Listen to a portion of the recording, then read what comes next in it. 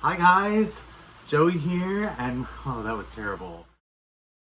Okay, let's start it again. Rewind. Hey guys, Joey here, and I am here to tell you about my experience with trolls and talk about my new project that, oh, this is terrible. Hi, I'm Joey.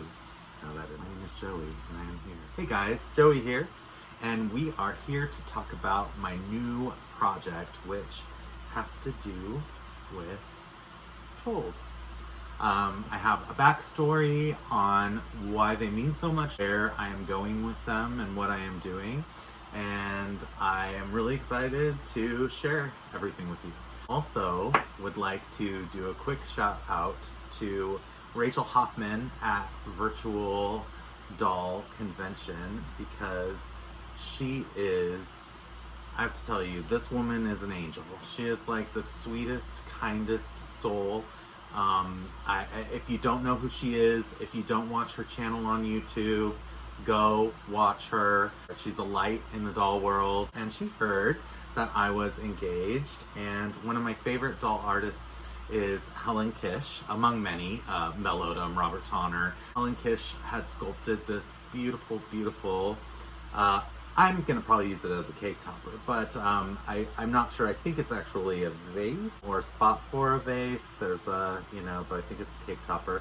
Anyway, she heard of my engagement, and I got a package in the mail from her, and she sent me this beautiful Helen Kish sculpture of two very dapper gentlemen that are celebrating a formal occasion. Brought tears to my eyes. It was very kind, a very kind gesture. I don't know her personally. I wish I lived closer, because then I could go visit her fantastic shop and get to meet her in person. But through the virtual exchanges, I'm glad to have her in my life, and I think that you should check her channel out. So back to trolls. So Allison from Poopy's Munikas, I just butchered that. Allison Hernandez from Poopy's Unicus did a fantastic video on review of the Troglyns trolls that I'm making. I had sent her two of what I call Earth trolls unboxed, and I am going to show you guys the sea trolls, talk about them a little bit. So this is the girl, and I'll post some pictures so that you can see. Ernesto did a beautiful photo shoot for Dolldom and for me. So she's a little mermaid, little mer troll, with her little tail. She's got a frozen Charlotte body, but her head is jointed. It's on like a ball pivot, and it moves. I wanted to use natural fibers for their hair.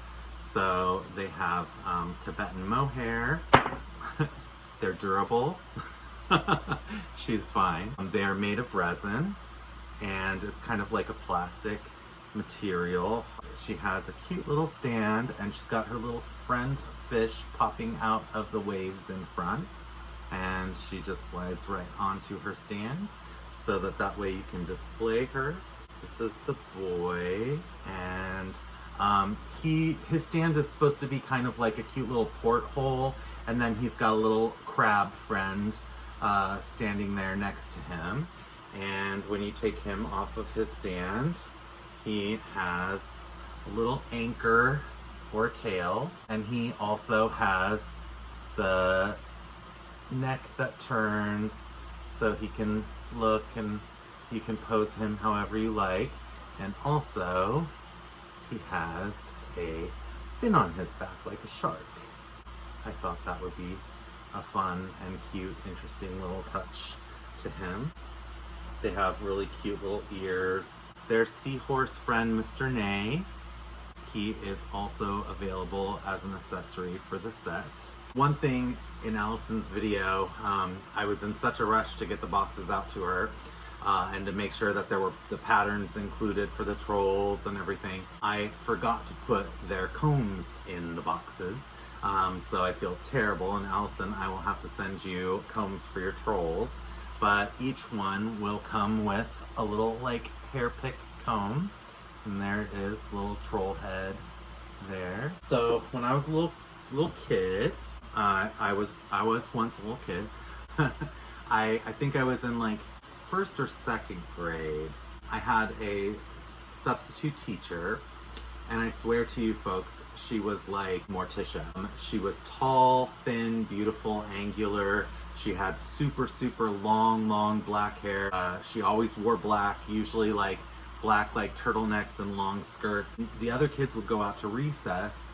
I would stay inside because I liked to talk to her, and she usually grade papers or whatever. And one day she came in, everyone went out to recess, and I stayed in like I normally do. And she pulled out this bag, and she said, "I have a magic bag for you." And I said, "Oh, what is it?" And she said, "Look inside." And so I opened the bag, and inside I pulled out this treasure map. It was like a fabric treasure map. And the treasure map was also like this troll world, like this troll village. And in the bag was like probably about 5 different trolls. And they were all vintage. I'm thinking like Dam and Wishnik. And I had never seen them before. And I was just amazed. They were the most magical, amazing thing to me ever. And I think that part of that attraction to trolls for me growing up is because I wasn't like everybody else. I was different. And I feel like trolls were kind of that happy representation to me, and they always had a smile on their face regardless. So after this event, my grandmother and we would go take weekend trips to the beach. While at the beach, I ran across this troll, and she was only $3, and so my grandmother said, "Yes, you can have her." And I think we went somewhere. I ended up getting her earrings. They were like little heart earrings, and I remember piercing her ears at the hotel that night, and then she sat at the bedside table. I lost the heart ears along the way. I'm lucky that I didn't lose her and still have her. So right now, in replacement, she has gem star earrings, but I still have my very first troll. And then my other grandmother on my father's side had taken me to an antique convention, and neither of my grandmothers are here with us. And I saw this other troll, and I had to have it. So for this one was like $15, and the guy said, "Oh, it's very rare." And my grandmother was like, "Well, let's look around, and when we're done, if it's still there and you still want it, I'll get it for you." So the whole time we were walking around, all I could think about is somebody's gonna buy that troll. Somebody's gonna buy that troll, and I am gonna miss out on that troll. But I think maybe like an hour and a half of looking around, and probably me maybe making some suggestions of let's go back. We did, and the troll is still there, and so I also have him right here. These are my 2 actual childhood trolls that were each given to me by one of my grandmothers. So they're really special to me. Also, many books, like I loved books on trolls. I loved Norwegian trolls. I loved anything to do with like monsters and trolls. I was pretty much here for. So here we are today, and I'm a big troll. But anyways, that means something different now on the internet, unfortunately. It's a bad thing, which is sad because trolls are so cute. But I am also doing the Earth Trolls as Allison had shown on her channel, and they are jointed because most of the trolls, unless they were like big ones, if they were like these 3-inch size trolls, they were not jointed, and that's okay. They're very cute, but I wanted some more play. I wanted people are so into photographing now and taking beautiful photographs. People also like to have dolls for their dolls, like their BJDs and their Blythes and stuff like that. And so I thought, how fun would it be to have a cute little posable, movable troll that could like actually sit down and stuff, and you can actually make clothing for them.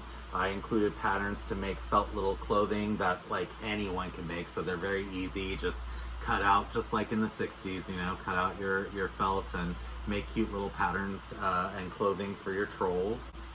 Here is my boy. For my prototypes, I did a lot of the boys with black hair, and I think that's because another troll memory from the 80s, when I was really little, there was this neighbor kid, and he had the Wishnick Bike Nick that had black hair. He was like a little Harley Davidson motorcycle troll, and for some reason I was obsessed with that thing. So I think that I just like subconsciously put black hair in them because of that Bike Nick. So my goal was, in making these, was not to copy anyone, but to take this nostalgic feel that is made by multiple companies. There are many companies that made troll dolls that were all kind of under the same veil of what a troll looked like. And I wanted to take that nostalgia and that nostalgic feel, and then I wanted to make it mine. I wanted to put my own twist on it. I wanted to make it unique. So each of the sculpts are unique. They're completely unique sculpts. The male has a different body than the female does. The male has a different face than the female does. The male earth troll has a different face than the male sea troll. The female earth troll has a different face than the female sea troll. I really tried to give them depth and character, and I have a whole universe planned, a whole forest planned. If you've gone to my Troglyns fan group, you'll see there's pictures of a monster troll that's coming that I love. His name is Pyewacket. I did a little contest and had people come up with a name for him, and that was the winner. And I also have troll fairies that are going to be coming, plus lots of other things in plan. I have a monkey, I have a bear, I have a horse, I have a unicorn, I have a centaur. So there's many things in plan, and I'm really hoping that this is successful enough for me to continue this venture. I have a big voice, and I have a lot of love for these little magical creatures and monsters. And if you are here viewing this, I imagine you do too. So thank you so much for listening to my story and for my rant. And once again, thank you to Allison Hernandez for her really sweet video. Thank you for Rachel Hoffman for being an amazing human being, a wonderful, wonderful woman. And check out both of their channels. I hope you guys have a really nice day, and it's been really fun talking to you. Bye for now.